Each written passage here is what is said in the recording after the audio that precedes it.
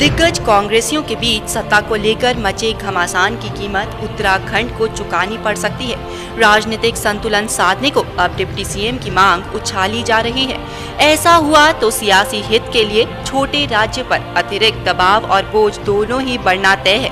वैसे भी यह संवेदनशील मुद्दा पहले भी जब उठा, राजनीतिक दलों के भीतर सियासी बवंडर के हालात बन गए हैं। कांग्रेस के भीतर सत्ता की सियासत में संतुलन साधने को की जा रही मशक्कत नया गुल खिलाने की तैयारी में है। लंबी खींचतान के बाद पार्टी ने मुख्यमंत्री घोषित कर तो दिया, लेकिन इस पद की दौड़ में पिछड़ने वाले दिग्गज हाईकमान के फैसले को आसानी से नहीं पचाने के संकेत दे चुके हैं। इन हालातों में संतुलन कायम करने के नाम पर डिप्टी सीएम पद की मांग जोर पकड़ चुकी है। सत्ता के लिए पार्टी के भीतर नए ध्रुवीकरण और इस मशक्कत ने हाईकमान की मुश्किलों में भी इजाफा कर दिया है।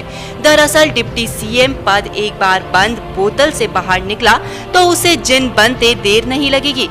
आर्थिक राजनीतिक रूप से भी संभवतः इस बोझ को ढोना सरकार और पार्टी के लिए आसान नहीं रहने वाला है। जहां तक डिप्टी चीफ मिनिस्टर का विषय है, इतने छोटे से राज्य में जहां स्वयं 8,000 से भी कम हमारा वार्षिक बजट है, इसमें इतनी बड़ी फौज पैदा करना और इतने बड़े लावा लश्कर के लिए एक और संवैधानिक व्यवस्था करना, और जिस तरह कांग्रेस संतुलन के लिए भी दो डिप्टी चीफ मिनिस्टर की बात कर रही है, वो भविष्य के लिए बहुत खतरनाक होगा। राज्य की व्यय आम जनता पर बोझ पड़ेगा और ये राज्य के हित के लिए नहीं है। एक उत्तर प्रदेश के हिसाब से कमिश्नरी भर का राज्य है, इसको माननीय मुख्यमंत्री एक जो पद होता है उससे ही पर्याप्त संचालित किया जा सकता है। इतने ज्यादा पदों की आवश्यकता नहीं है। मतगणना से पहले कांग्रेस के भीतर से ही यह मांग उठ चुकी है।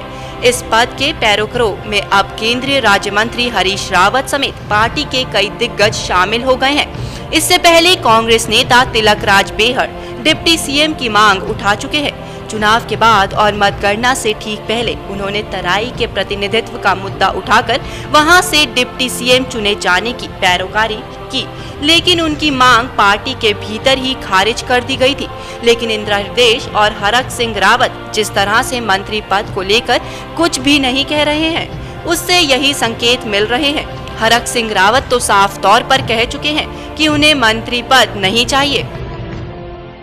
हरक सिंह रावत पे खोने के लिए कुछ नहीं है। देखो, मंत्री पद की लालसा मुझे है नहीं, वो तो मैं पार्टी मुझे 10 बार कह चुकी, मैं मना कर चुका, मुझे मंत्री पद नहीं लेना।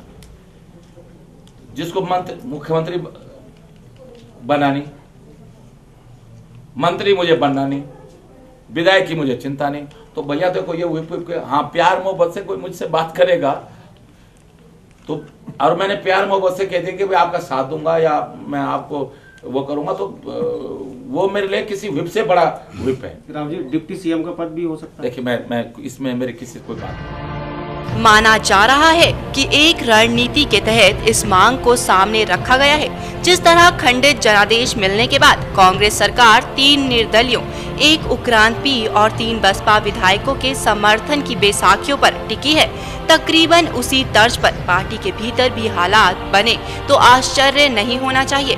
तब सरकार को बाहर ही नहीं भीतर भी बेसाखियों के सहारे खड़ा रहना होगा।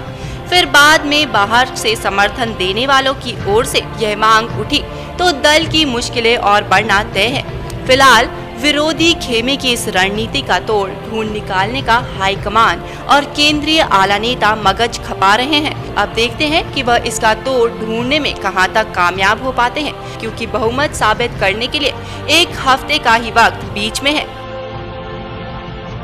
सौभाग्य मिथिला उत्तराखंड के लिए देहरादून से चैनल हेड जयपाल सिंह की रिपोर्ट।